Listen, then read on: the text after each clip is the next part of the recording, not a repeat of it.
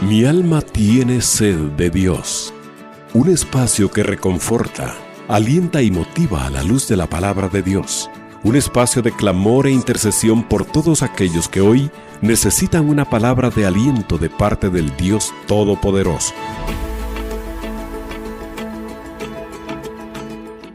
Bendiciones, amados hermanos.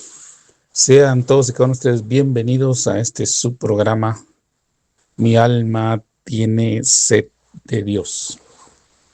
Bendecimos a todos y cada uno de ustedes en el nombre de nuestro Señor Jesucristo, deseándole paz, armonía, gozo, abundantes bendiciones de parte de nuestro Dios a usted, a su familia, en su trabajo, en las actividades que usted desempeña. Y aprovechamos también la oportunidad para agradecerles el favor de su sintonía a todos los que nos acompañan a lo largo del día, sintonizando la transmisión a través de su radio receptor, en la página de internet o en los diferentes espacios, ya sea en vivo o en diferido. Gracias por sintonizar Radio 760. Agradecemos al Señor por su vida. Agradecemos que usted también sea parte de todos y cada uno de los que tienen el anhelo y el deseo de exaltar el nombre de nuestro Señor Jesucristo por toda la tierra. Bien, amados hermanos, en esta oportunidad queremos recordarle que la radio tiene a su disposición los números 24 24 99 49. 24 24 99 49 y el 50 71 54 37. 50 71 54 37. Estos números los ponemos a su disposición para que usted nos comparta su petición de oración, su saludo, sus aportaciones a los diferentes temas que se están impartiendo, o bien también sus testimonios, amados hermanos. Sabemos que Dios ha hecho milagros en la vida de todos y cada uno de ustedes. Y pues nos llenamos de gozo y alegría cuando usted nos comparte lo que Dios ha hecho por usted. Y eso también fortalece la fe de aquellos que están caminando y que están con luchas, pruebas y dificultades. Recuerde que estos teléfonos están habilitados en horario de oficina. Ahora bien, si usted nos hace parte de sus contactos y nos da el privilegio de estar en su teléfono móvil, por favor agregue el 50 71 54 37. 50 71 54 37, y utilizando la aplicación de mensajería WhatsApp nos puede hacer llegar su petición de oración por medio de un audio, ¿verdad? Nos deja grabado el audio, o por escrito, que con mucho gusto, amados hermanos, en los diferentes espacios que la radio tiene para orar por las necesidades, vamos a estar poniendo delante de nuestro Dios su necesidad, al igual que su testimonio, su saludo o su aporte, amado hermano. Así que estamos a su entera disposición. Y si usted nos quiere llamar desde otras naciones, sabemos que el Señor nos ha permitido a través del internet llegar a Estados Unidos, a México, a todo lo que es la parte norte de América, al igual que la parte sur, al Caribe, en Europa, Asia, África, en Oceanía. También tenemos personas que nos han hecho el favor de sintonizarnos, y pues agradecemos a Dios por su vida. Y si usted también desea comunicarse con nosotros, tome en cuenta la diferencia de horarios y puede anteponer el código de área más 502 y marcar los dos números que le hemos proporcionado, que con mucho gusto estaremos recibiendo su comunicación. Bien, amados hermanos, esta noche he decidido platicar con usted de un tema que es muy importante. Quisiera que pues platiquemos un momento. Obviamente vamos a leer pasajes de la Escritura, pero vamos a platicar a manera de reflexión, amados hermanos. Recordemos que este programa tiene como propósito exhortar, alentar, animar, consolar a la luz de las Escrituras, pero también, amados hermanos, la exhortación, el llamado a que estemos firmes también requiere que muchas veces reflexionemos sobre algunas situaciones que están pasando. Para ello quisiera que me acompañe usted al Evangelio de Mateo, capítulo 24, versículos 23 y 24. Capítulo número 24 del Evangelio de Mateo, en los versos 23 y 24 son los que vamos a reflexionar en esta noche. Le ruego a usted que sea posible que usted abra su Biblia y nos lea junto conmigo o anote las citas para leerlas y meditarlas posteriormente. La Escritura nos deja ver lo siguiente, lo puede leer usted conmigo en el nombre del Padre, del Hijo y del Espíritu Santo. Dice, en la versión Reina Valera 60, que es la que voy a leer en este momento, dice: entonces, si alguno os dijere, mirad, aquí está el Cristo, o mirad, allí está, no lo creáis, porque se levantarán falsos cristos y falsos profetas y harán grandes señales y prodigios, de tal manera que engañarán, si fuere posible aún, a los escogidos.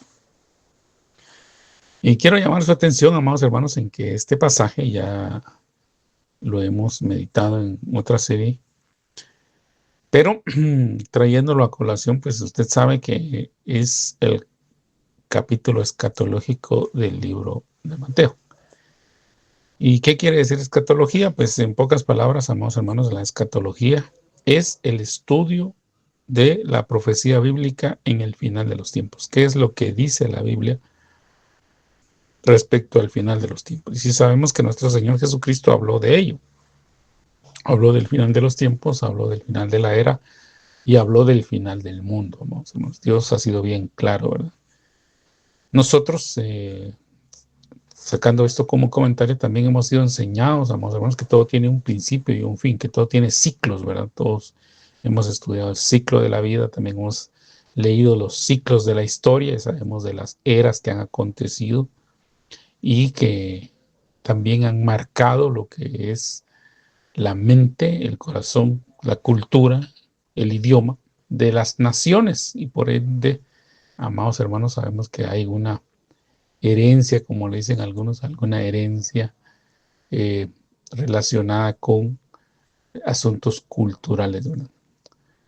La herencia étnica, como algunos le llaman. Entonces, volviendo al tema, nuestro Señor Jesucristo habló sobre el final de los tiempos. Y en el capítulo 24, amados hermanos, habla de muchas situaciones que, como lo comentamos en su momento y lo traigo a colación, algunas usted las tiene que saber distinguir. Y es mi oración, amados hermanos, que todos pidámosle a Dios que podamos interpretar adecuadamente la Biblia. Yo no me considero un experto en escatología, amados hermanos. Yo tengo que decirle a usted que yo sí respeto a las personas que hablan de los temas del fin del mundo, los escucho, pero también tengo que confrontar lo que ellos dicen con la escritura, ¿verdad? Y hacer la parte que a mí me corresponde y no simple y sencillamente tener una fe ciega en ellos, porque ellos siguen siendo seres humanos que, al igual que usted y yo, se pueden equivocar. Y no es por faltarles el respeto, ni tampoco hacerlos de menos, ni denigrarlos, sino que también ellos tienen que estar conscientes de que pueden fallar en aquello que están diciendo, o pueden estar equivocados o estar mal interpretando aquello que en su momento están exponiendo. Y les comentaba yo en esa ocasión que hicimos el estudio del capítulo 24 de Mateo, el capítulo 13 de Marcos y el capítulo 21 de Lucas, que hay una sección que se aplica a Israel, una sección que se aplica a la iglesia y una sección que se aplica al mundo. Hay esos tres grupos que participan constantemente en la escatología bíblica. Y vuelvo a repetir que la escatología la debemos de entender como el estudio de la profecía bíblica en el final de los tiempos. Sabemos que hay tres grupos: Israel, ¿verdad?, que es el pueblo escogido de Dios, o mejor dicho, al pueblo al que Dios le puso más atención después de que la humanidad entera lo desechó. Segundo, la iglesia, que es el organismo vivo, viviente, por el cual el Señor Jesucristo derramó su sangre y que dejó establecido en la tierra como aquellos que proclaman sus verdades. Y número 3, la humanidad, ¿verdad? Toda la humanidad, hombres y mujeres que aún no creen en el Señor Jesucristo, que tienen su creencia puesta en una religión tradicional o en alguna nueva tendencia, o tienen cierta línea de pensamiento que se encaja en estar en contra de un ser superior llamado Dios, ¿verdad? Y para ellos existe otro ser superior. En algunos casos es la humanidad, en otros casos son seres celestiales que según ellos no son Dios, ¿verdad? No son el Dios único y supremo, sino que son diversas deidades que han existido a lo largo de los años, como ellos lo mencionan, a lo largo de los siglos, a lo largo de la historia, alrededor de, no solo del mundo, sino de el universo, según ellos. Entonces, amados hermanos, hay temas que aplican para todos, ¿verdad?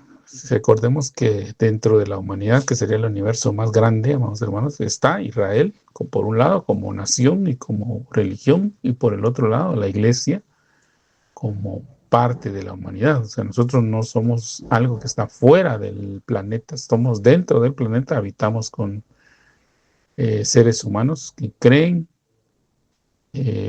algunos en Dios, otros en una situación totalmente diferente, algunos que están en una religión organizada, cualquiera de las más de 7,000 religiones, que creo que ya superó ese número, pero más o menos andaba por ese número o un poco más, que se reparten a los diferentes países y a las diferentes razas y a las diferentes formas de pensamiento. Hay religiones para todo ello. Entonces, amados hermanos, hay pasajes que hablan a los tres grupos, independientemente de que usted sea de la iglesia, independientemente de que usted sea de Israel o independientemente de que usted sea de la humanidad. Hay pasajes que hablan en general, pero hay pasajes que hablan en específico. Y en mi opinión, repito, ¿verdad? Que es en mi opinión, en estos dos pasajes que hemos leído del capítulo 24 de Mateo, nos habla específicamente de la iglesia, específicamente de los cristianos, específicamente de los creyentes, hermanos, de los que creen en el Señor Jesucristo, de Yeshua, del Mesías, del ungido, del Salvador, del Cristo, como algunos le han denominado, y que sabemos que Él descendió de los cielos, habitó entre nosotros por la voluntad del Padre, que se le concedió tener un cuerpo semejante al nuestro, que fue tentado en todo, pero Él venció y fue hallado sin pecado, y que entregó su vida voluntariamente al morir como un pecador en la cruz del Calvario, en el madero, y con ese derramamiento de sangre fueron perdonados nuestros pecados, y todo aquel que lo reconoce como Señor y Salvador, pues es un creyente. A veces, amados hermanos, tenemos que hacer alguna distinción ya dentro del término cristiano, porque también el mundo ha ido avanzando en eso y ha catalogado como cristiano a todo aquel que practica una religión que adora o que orienta o que lleva hacia Cristo. Entonces, también hay religiones, amados hermanos, que se han puesto el título de cristianos, pero que su fe no está solo en Cristo, sino que está en otras imágenes, en otros personajes, en otros objetos, y que consideran a Cristo como parte de un grupo de dioses, ¿verdad? Entonces, se lo aclaro, amado hermano, porque a veces uno escucha, están matando a cristianos, pero no son los cristianos que están siguiendo la fe en el Señor Jesucristo, sino que son cristianos catalogados en ese ámbito, en ese país, en esa región, como aquellos que dentro de su práctica religiosa, pues tienen también la deidad de Cristo, pero tienen otras deidades a la par. Entonces son politeístas al final, y el cristiano o el creyente genuino, le voy a decir mejor, el creyente genuino en esta plática quiero llamarle así. Los creyentes genuinos sabemos que hay un solo Dios, entonces somos monoteístas.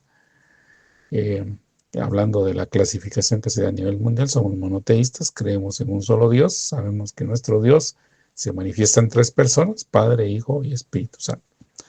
Y este capítulo 24, en los versículos 23 y 24, en mi opinión, está hablando a los creyentes genuinos, a los creyentes verdaderos. ¿Por qué razón?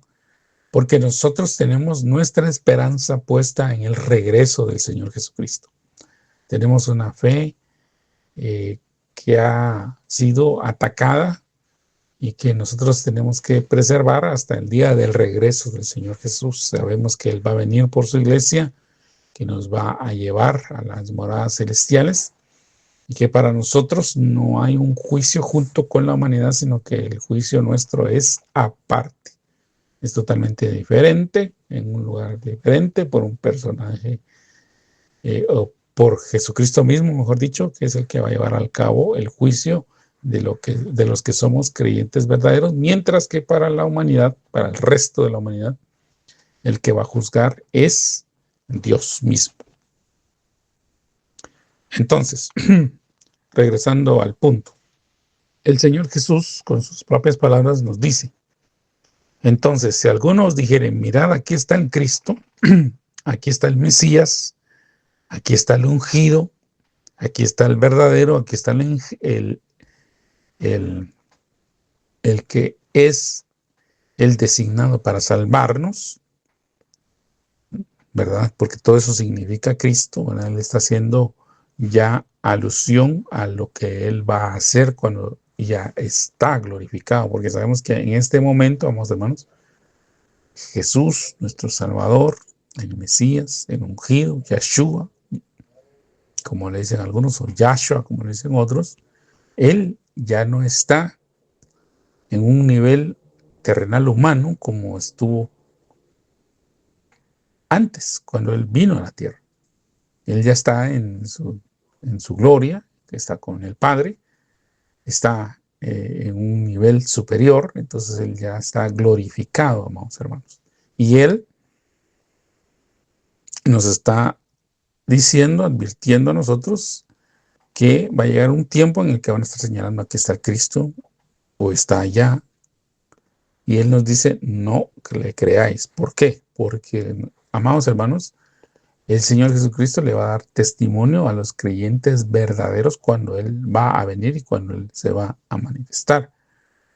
Y recordemos que anticristo, amados hermanos, mucho tiempo se entendió como aquel que está en contra de Cristo, y ese es verdaderamente uno de los significados de anticristo, el que está en contra de Cristo, el que está en contra del Mesías, el que está en contra del Salvador, ¿verdad? Y de esos hay muchos, pues, porque si vamos a catalogar de anticristos,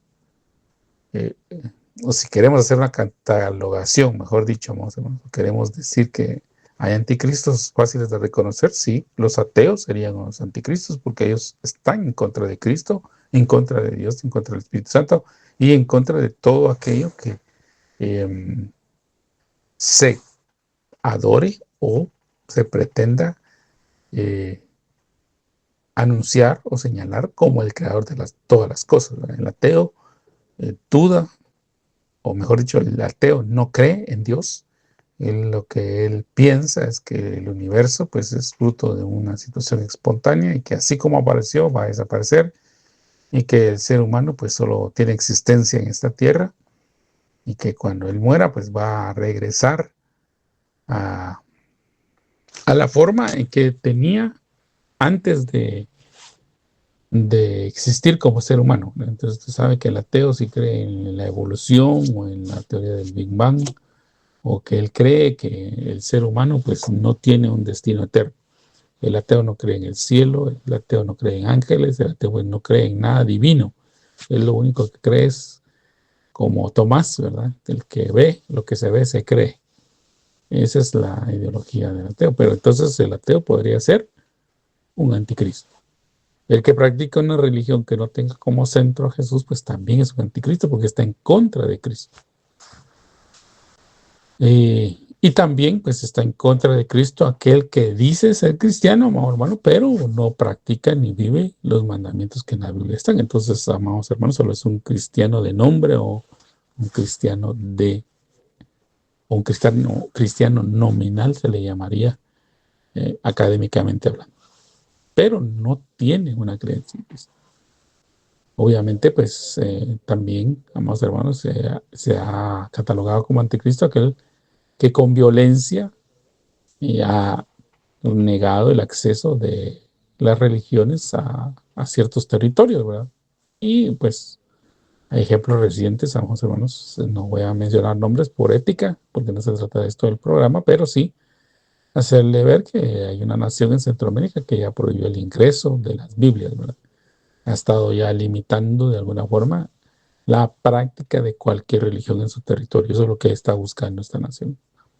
Hay otros países en Asia, amado hermano, donde definitivamente si usted se declara como un creyente genuino, usted puede ser asesinado o puede ser puesto en prisión por el hecho de creer en Cristo como Señor y Salvador de su vida. Y hay otras naciones en Medio Oriente donde definitivamente, amados hermanos, hay un odio hacia las personas que son creyentes genuinos y se les asesina, se les tortura, se les aniquila, porque ellos consideran que son unos infieles y que no son dignos de verdaderamente creer o pronunciar o de vivir las normas del verdadero Dios que según ellos solo escogió a las personas que viven o que son de la región del Medio Oriente. Entonces, amados hermanos, les comentaba que nosotros teníamos la cultura general, teníamos un conocimiento de que solo aquel que se declaraba abiertamente en contra de era un anticristo. Pero anticristo también tiene dentro de esas acepciones o dentro de sus significados aquel que usurpa el lugar de Cristo. Y eso ya nos tiene que cambiar el pensamiento, ¿verdad? Porque no solo es aquel que está abiertamente en contra de, sino aquel que quiere tomar el lugar de Cristo. Aquel que quiere o que piensa en determinado momento porque la fama se le sube mucho a la cabeza y porque él piensa que es muy popular y porque él tiene muchos seguidores y porque de alguna manera Dios lo ha usado en ciertas situaciones como la predicación expositiva de su palabra y causa que la gente le tenga admiración, le tenga respeto, pero que a la vez también por su gracia y misericordia Dios le conceda a este hombre ser un vaso útil en sus manos para traer sanidades, para realizar algún prodigio, alguna maravilla, o que ha dado cierto entendimiento o luz en lo que es el estudio de la Biblia, amados hermanos. Recordemos que toda dádiva y todo don perfecto procede del Padre de las luces, pero las personas muchas veces se marean, se confunden y ya no le dan la gloria a Dios, sino que la toman para ellos y eso pues los convierte también en un anticristo porque entonces ellos ya suplantan el lugar de Cristo y piensan que las cosas suceden por ellos y no por la gracia y la misericordia de Dios.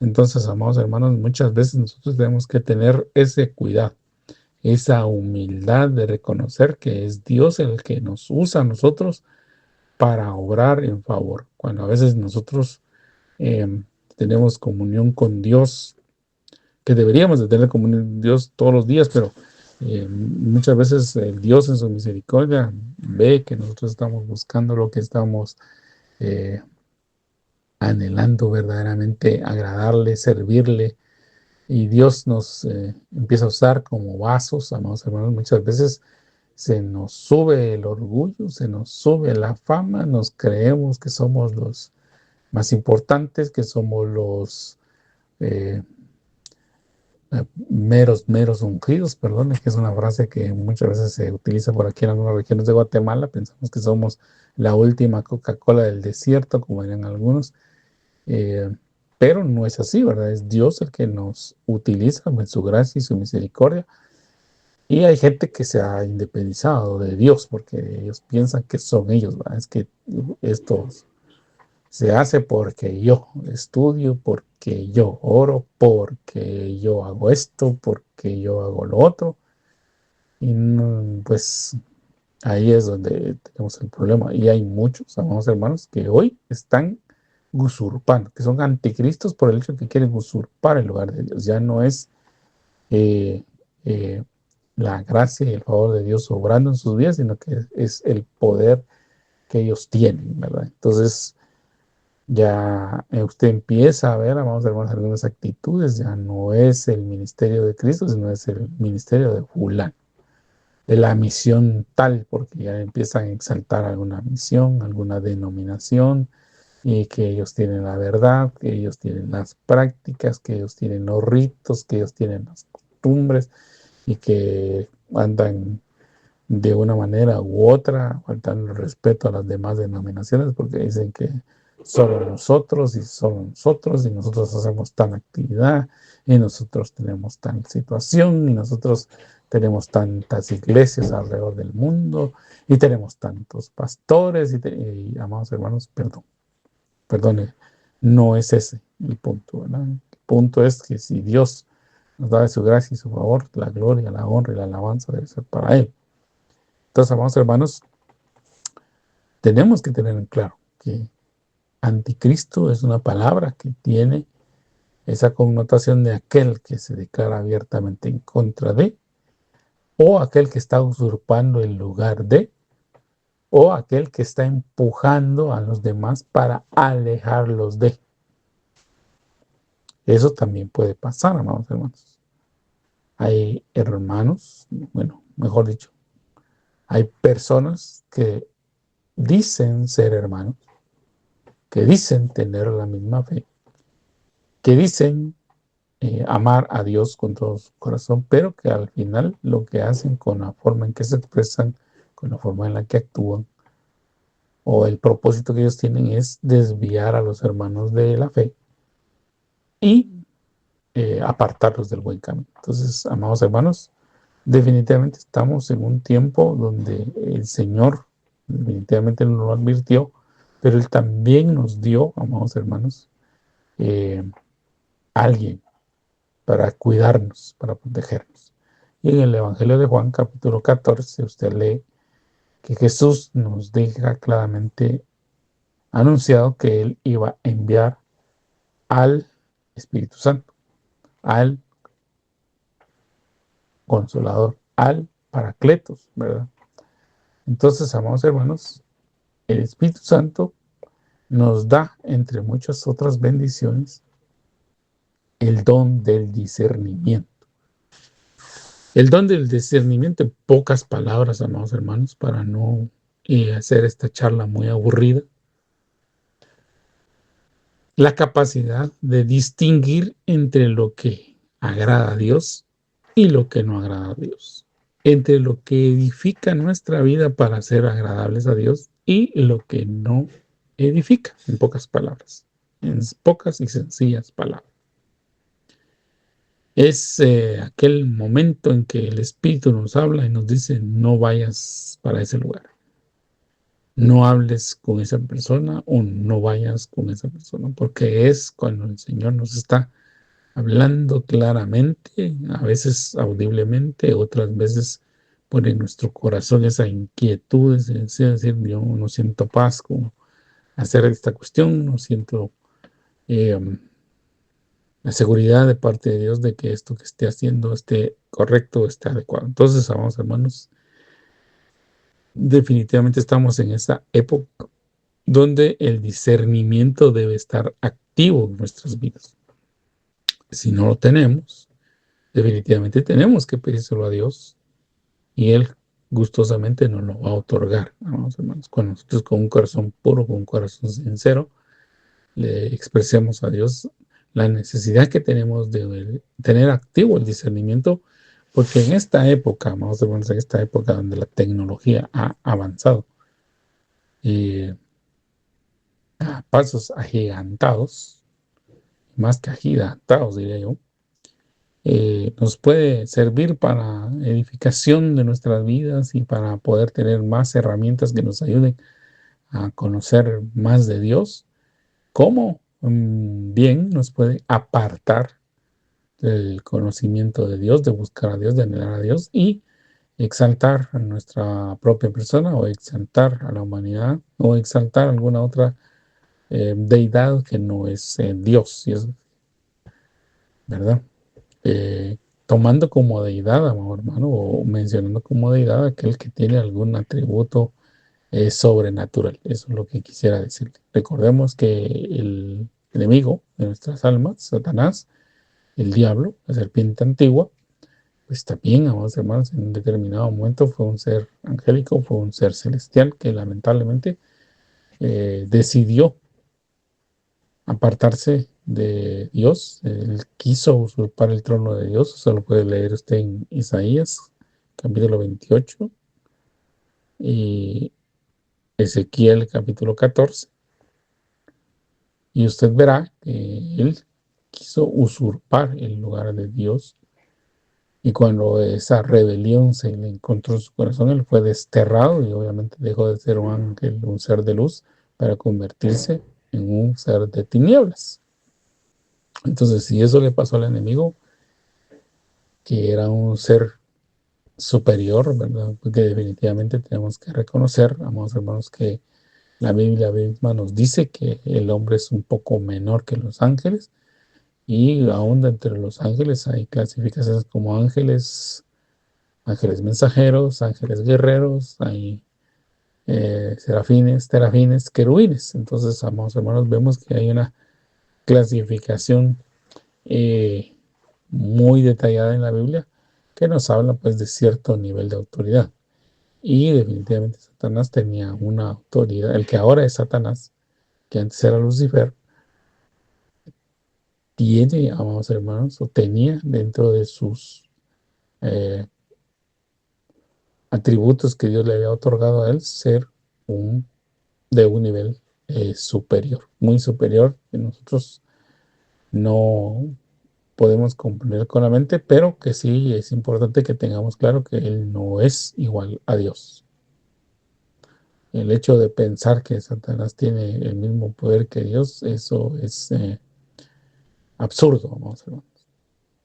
No es así. Y cuando algunos quieren pintar la lucha entre el bien y el mal y piensan que Satanás gana una batalla y Jesús pierde una batalla y que luego Jesús gana una y el enemigo pierde otra, eso no ocurre, amados hermanos. Lo que Dios ha hecho para misericordia de todos nosotros es otorgar un tiempo de gracia donde el enemigo muchas veces aprovecha para actuar. Sin embargo, pues él también va a ser juzgado y eso lo encuentra usted en Apocalipsis, ¿verdad? Se ve que al final de el tiempo de la tribulación, de la gran tribulación, como sería en este caso, el enemigo va a ser atado, va a ser juzgado y va a ser echado al lago de fuego. Entonces él también va a sufrir un juicio divino, el juicio de Dios. Y junto con él van todos aquellos que no se arrepintieron de sus malas obras. Eso es importante que lo tengamos claro. Entonces, amados hermanos, estamos en un tiempo donde inclusive ya el culto el culto al diablo y sus diferentes deidades como la Santa Muerte y la santería y la brujería y todo eso se está tomando como algo normal, incluso como algo bueno, vamos hermanos. Entonces se están cumpliendo las profecías que están en la Biblia. De hecho, Isaías nos deja ver que iba a llegar un tiempo en que a lo malo se le iba a llamar bueno y a lo bueno se le iba a llamar malo. ¿Y cómo es eso posible? Pues definitivamente porque el ser humano ha ido, ha ido permitiendo con el avance de la tecnología y de la influencia que tienen los diferentes medios de comunicación, que en su momento fue la radio, después fue la televisión, luego eh, los diferentes ingredientes que se transmitían tanto por la radio como por la televisión, es decir, la música, las películas, las novelas, etcétera, amados hermanos. Y ahora que hay series y que hay una diversidad de formas de entretenimiento, como se llaman actualmente, pero que en el fondo, amados hermanos, tienen como propósito ir cambiando la mentalidad de los seres humanos. Y queriendo normalizar o ver como común, como bueno, como una práctica común de los seres humanos. Por ejemplo, la violencia, la guerra, el asesinato, el narcotráfico, el alcoholismo, la drogadicción, etcétera. Es así como el enemigo ha ido logrando, amados hermanos, ir avanzando e ir permeando a la sociedad con prácticas que ofenden a Dios y que al final ellos están tomando como buenas y que no son avaladas por Dios.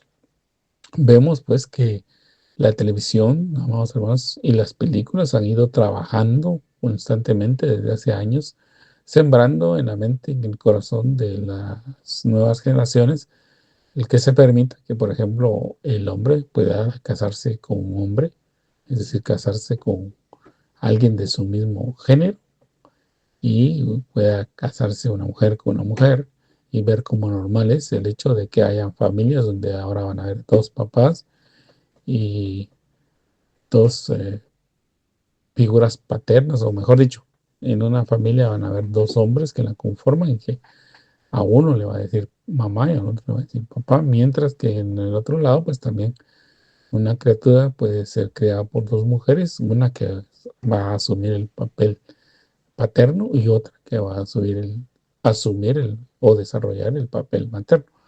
Entonces, amados hermanos, definitivamente todo eso se ha ido volviendo ya normal y se ha ido penalizando, es decir, se ha ido convirtiendo en un delito cuando usted señala a alguien de que lo que está haciendo es incorrecto y que es una abominación delante de Dios. La humanidad lo llama como el amor, ¿verdad? Que para el amor no existe ningún tipo de barrera, ni de género, ni de edad, mientras que para Dios eso es una abominación, vamos, porque Dios no creó hombre y hombre. Cuando Él hizo la creación, hizo un hombre y una mujer. Lo dejó muy claro.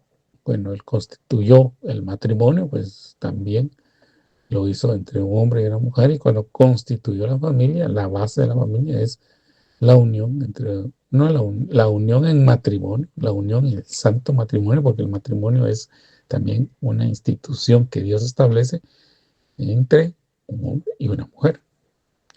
Entonces lo mencionamos, hermanos, porque todo esto ha estado ocurriendo delante de nuestros ojos y lo hemos estado viviendo. El problema ha sido de que en algún momento la forma de hacerlo, amados hermanos, ha sido eh, a forma de crítica, a forma de insultos, a forma de menosprecios, pues obviamente eso no es bien visto, amados hermanos. Hoy hay algunos que se levantan y dicen que son defensores de la fe, pero lo que realmente ocurre o la forma en que lo realizan es más bien como que fueran críticos.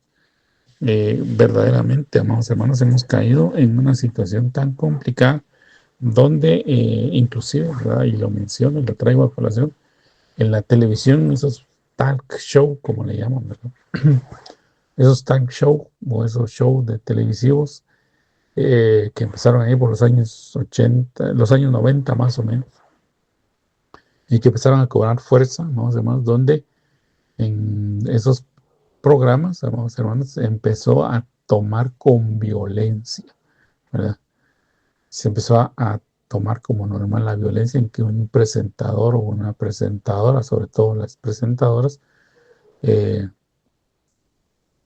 practicaran la violencia en contra de sus invitados, ¿verdad? Amenazándolos verbalmente o agrediéndolos físicamente, diciendo que ellos eran el patrón de moral, ¿verdad? Y todos esos programas han ido de alguna manera atrayendo la atención de la población en general y inclusive entre los mismos cristianos, ¿verdad? Hay cristianos que se comportan de esa forma, ¿verdad? Que piensan que, por ejemplo, la administración es, o creen que la administración es el que yo tengo que insultar al hombre y el hombre no puede decir nada hacia la mujer, o la mujer no puede decir nada ante las agresiones del hombre, y que eso se tiene que exhibir o ventilar dentro de un grupo de personas y que ellos sean los que deciden y avergonzando el evangelio. Pues de igual forma ocurre hoy, hay personas que hoy eh, han hecho que sus canales que hoy las redes sociales permiten tener y que usted puede publicar en ellos cosas por escrito, cosas en audio o en audio y video, un programa casi como televisivo, solo que ahora transmitido a través del internet y que puede llegar a muchos países, a muchas regiones, a muchas personas que hablen el mismo idioma o inclusive diferente idioma por las opciones que tienen ahora de traducción en línea simultánea de lo que se está hablando, aunque sea por subtítulos, pero ya se puede leer, aunque sea en el idioma que uno hable en su momento en la diferente región donde se encuentre. Hoy, pues los creyentes o cristianos, algunos han destacado al estilo de estos programas que incentivan la violencia, dirigirse hacia otros creyentes, ¿verdad? Hacia otras denominaciones, hacia otros personajes, a ciertos pastores, a ciertos grupos o religiones, no religiones, sino ramas, si usted me permite utilizar esa expresión, de el cristianismo. Entonces, amados hermanos, la realidad es que nos hemos contaminado tanto que ya no estamos haciendo una práctica bíblica. Nos hemos olvidado de los principios que la Biblia establece para las diferentes situaciones. Entonces, amados hermanos, estamos viviendo un tiempo peligroso en el cual necesitamos definitivamente el discernimiento del Espíritu Santo. Por eso en esta noche yo quisiera ponerle este tema y ponerle que hasta este momento se lo digo, cuidados del engaño. Porque no, el Señor Jesucristo nos dejó advertido que no solo se iban a levantar falsos cristos, sino que también algunos que son falsos profetas. La función, en pocas palabras, si usted me permite utilizarla, amados hermanos, que tenía el profeta y que tiene el profeta, porque hay profetas en la actualidad, es que recibe un mensaje de parte de Dios que transmite al pueblo con el objetivo de que el pueblo se arrepienta de sus pecados y se vuelva a Dios. Ese es el propósito del profeta.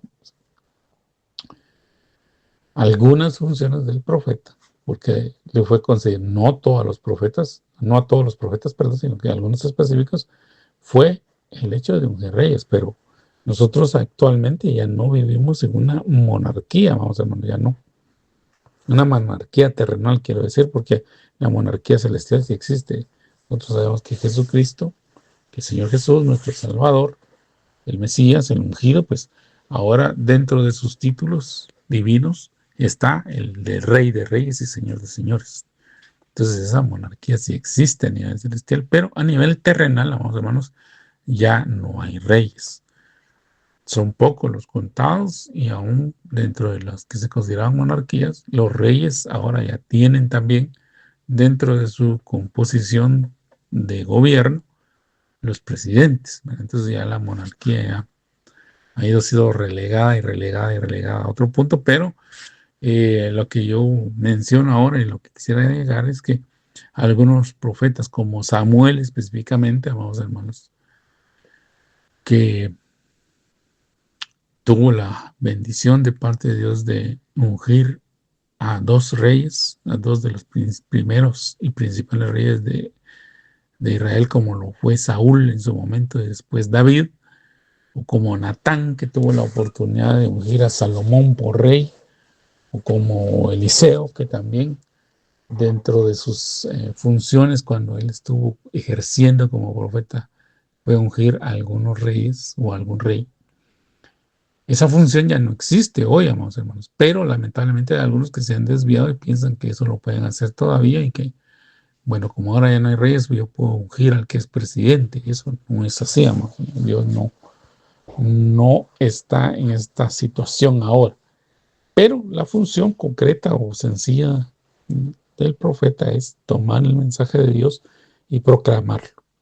Proclamarlo y hacer que el pueblo se vuelva a Dios. Ese es el mensaje. Usted puede ver a profetas como Eliseo, amados hermanos. Perdón, sí, como Eliseo, que él también hacía que la gente se volviera a Dios. Pero Elías, por ejemplo, el profeta Elías fue uno que batalló contra la idolatría, contra la apostasía, y que el capítulo que más lo destaca él es el hecho de que junta a los profetas en el monte Carmelo, porque habían profetas falsos, y los confronta porque habían 850 profetas, algunos de Baal, otros de Astaret, las divinidades eh, paganas de la tierra de Canaán, que habían de alguna manera preservado su religión y que la estaban queriendo inculcar en la tierra que Dios le había dado al pueblo de Israel. Y Él los derrota, vamos, hermano. Él hace que el pueblo se defina porque Él les dice, bueno, vamos a hacer una situación sencilla, ¿verdad? Si Jehová es Dios, sirvámosle, y si Jehová no es Dios, pues no le sirvan. Entonces, vamos a hacer una cuestión. Vamos a poner en el altar una ofrenda y el Dios que haga descender fuego del cielo sobre la ofrenda que se está presentando, ese es Dios. ¿Les parece? Sí, bueno. Entonces, Él le da la oportunidad a los profetas de Baal a que hagan sus ritos, sus eh, actos ahí, sus eventos, ¿verdad? Y ellos hicieron su gran evento y estuvieron ahí danzando y estuvieron cantando y estuvieron gritando y estuvieron proclamando, estuvieron ahí va de hacer sus cuestiones, ¿verdad? Se lo puede leer en el libro de Reyes, vaya y búsquelo, lea la vida del profeta Elías y va a encontrar esta porción bíblica que le estoy narrando en este momento, pues obviamente hacia grandes rasgos.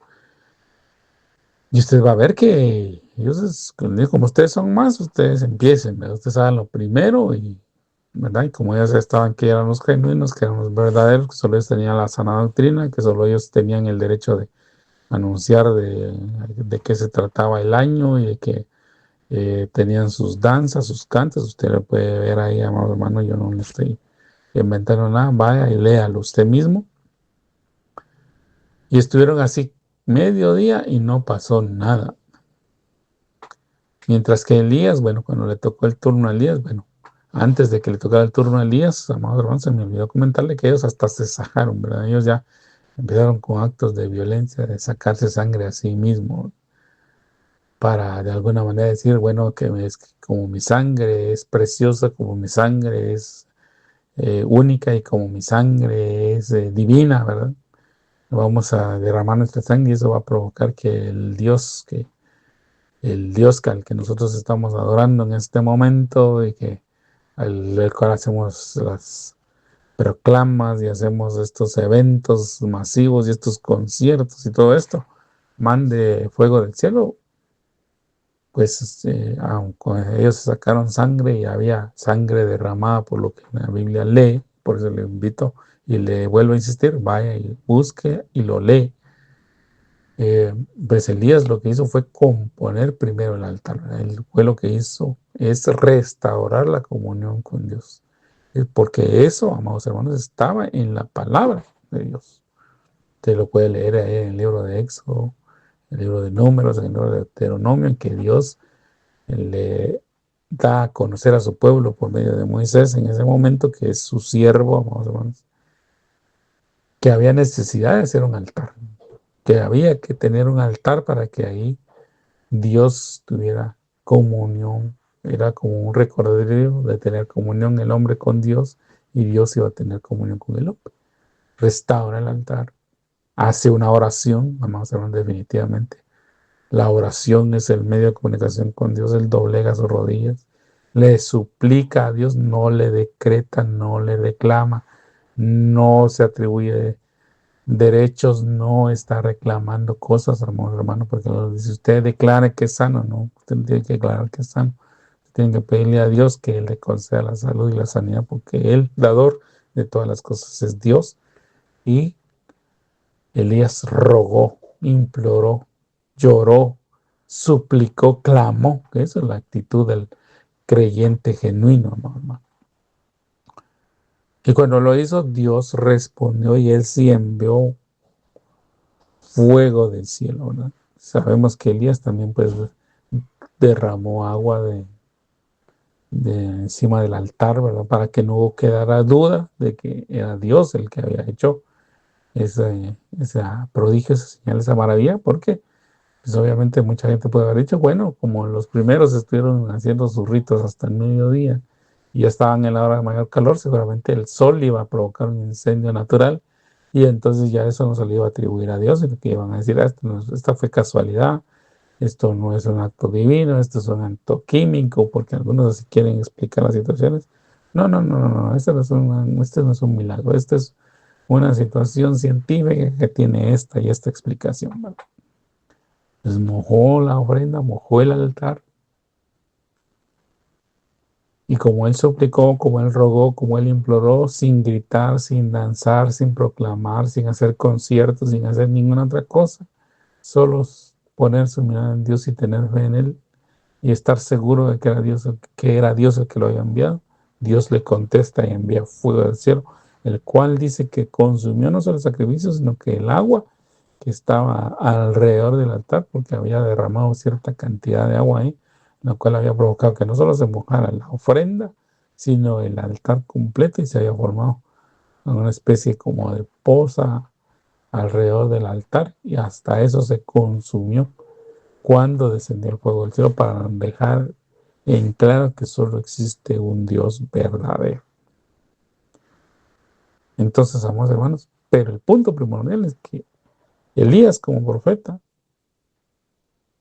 exhortó al pueblo a que se volviera a Dios.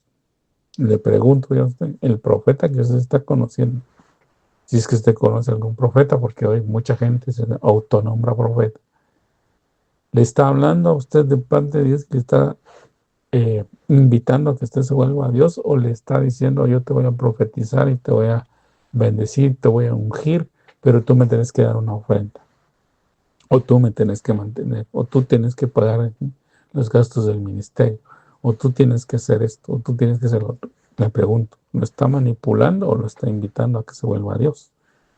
Por eso le digo que tenemos que tener el don de discernimiento activo. Por eso vuelvo a insistir, cuidados del engaño. Y aquí viene la, la porción y da pie a la enseñanza o a la plática que estamos teniendo. Y dice, y harán grandes señales y prodigios de tal manera que engañarán, si fuese posible, aún a los escogidos. Eso dice la versión 60. Pero la versión de las Américas nos dice, y mostrarán, y mostrarán grandes señales y prodigios para así engañar, de ser posible, aún a los escogidos. Entonces, amados hermanos, hoy la iglesia está en ese peligro tremendo porque muchas veces, amados hermanos, los creyentes vamos mucho en pos de señales. Es que aquel está haciendo milagros de sanidad y ahí va toda la gente. Aquel está haciendo milagros de prosperidad y ahí va toda la gente. Y indiscutiblemente, amados hermanos, yo por experiencia propia les sé decir que uno en su desesperación cuando tiene un problema económico, cuando tiene un problema de salud, pues definitivamente, amados hermanos, si a uno le dicen póngase de cabeza para resolver su problema, uno lo hace, ¿verdad? Porque está desesperado, porque está angustiado, porque no quiere resolver, porque bueno, muchas veces tiene familia, tiene hijos, tiene situaciones que uno quiere resolver, pero se nos ha olvidado que nosotros tenemos a un Dios que tiene cuidado de nosotros, amados hermanos, así que muchas veces nos provee, nos suple, nos da y nosotros ni las gracias le damos. Y otras veces que nos hace pasar por pruebas es para que nuestra fe sea firme, ¿verdad? Sino cuando nosotros aprendemos a conocerlo, sabemos que Dios siempre tiene cuidado. No es que Dios se olvide de nosotros, no es que Dios nos desampare, no es que Dios nos deje tirados como que fuéramos a ver qué cosas, sino que Dios definitivamente tiene cuidado de nosotros. Él es Dios y Él sabe lo que hace, amados. Y aunque nosotros no lo entendamos, Dios tiene cuidado de nosotros. Entonces, amados hermanos, ¿qué es engañar? Pues engañar, de acuerdo a lo que el diccionario de la Real Academia Española nos dice, es que viene de una palabra latina.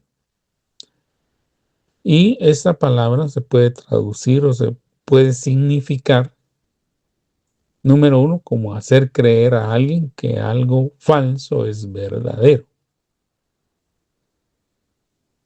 Fíjese, puede hacer creer a alguien que algo falso es verdadero. Pero ahora, amados hermanos, también están aplicando la situación de que hacer creer a alguien que algo verdadero es falso. Ahora están dándole vuelta al concepto, porque actualmente, vamos a ver, eso están haciendo. Y luego, la segunda forma en que podemos entender engañar es como seducir a alguien con halagos y mentiras para que deje de hacer algo que está haciendo bien o le haga creer que lo que está haciendo está mal. ¿Por qué menciono todo esto? Vamos a ver. Bueno, se lo voy a decir en un momento. Ahora bien, la palabra griega engañar, perdón, la palabra griega que está escrita en el Nuevo Testamento y que se ha traducido como engañar es la palabra griega número G4105. Se la doy para que usted vaya y busque con las herramientas que están disponibles la palabra G4105 que se pronuncia más o menos planao, hermano. Yo no hablo griego, ni hebreo, ni arameo, que son los idiomas en los que está escrita la Biblia, y menos esos idiomas que son antiguos. Yo no le voy a decir a usted, mire hermano, usted está hablando con alguien que tiene experiencia, eso no la tengo.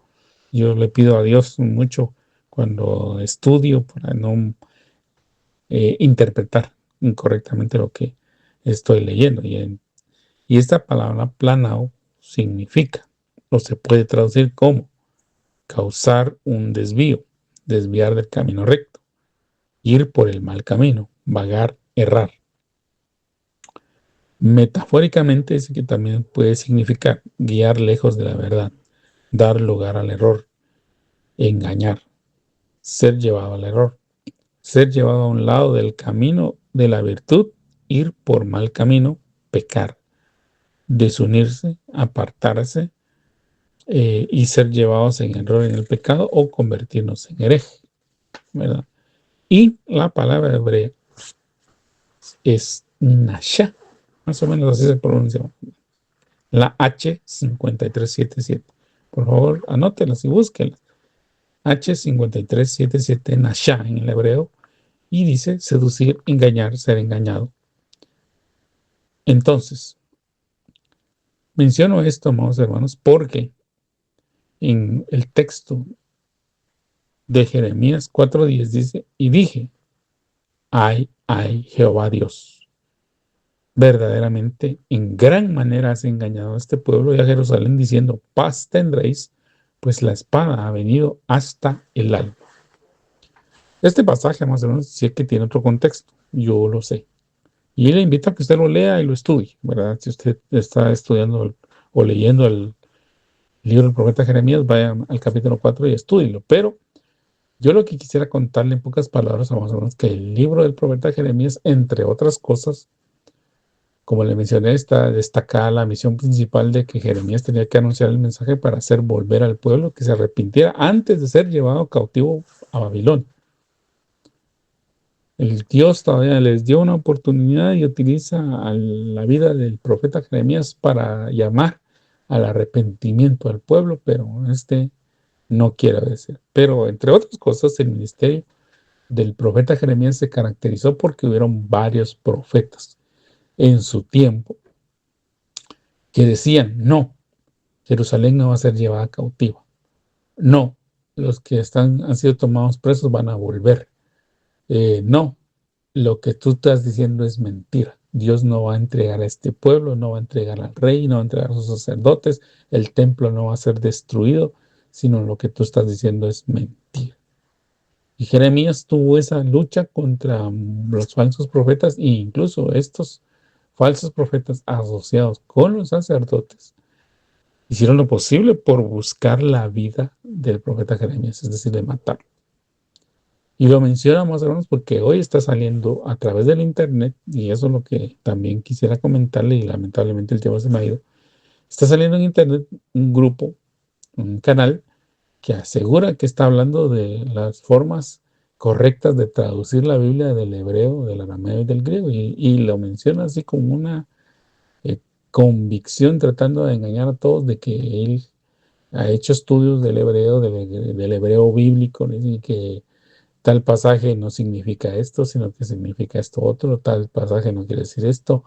Incluso, amados hermanos, entre lo que yo he escuchado, porque me he sentado a escucharlo para poder platicar con ustedes, él de alguna manera está queriendo justificar que Caín haya asesinado a Abel, que Judas no traicionó a Jesús, que Jesús no era divino, que las enseñanzas de Jesús no tienen consecuencias eh, para la vida eterna de las personas, sino que son enseñanzas en algún momento alegóricas, en otros dicen que son metafísicas, pero lo que él está haciendo, en pocas palabras, amados hermanos, es desautorizar la verdad de la Biblia. Yo quisiera seguir platicando con ustedes, pero el tiempo se me ha ido. Voy a procurar abreviar en el siguiente programa si Dios me presta la vida y si Dios me concede poder platicar con ustedes. Pero le invito a que lo que hemos platicado usted lo reflexione, lo medite y lo reflexione.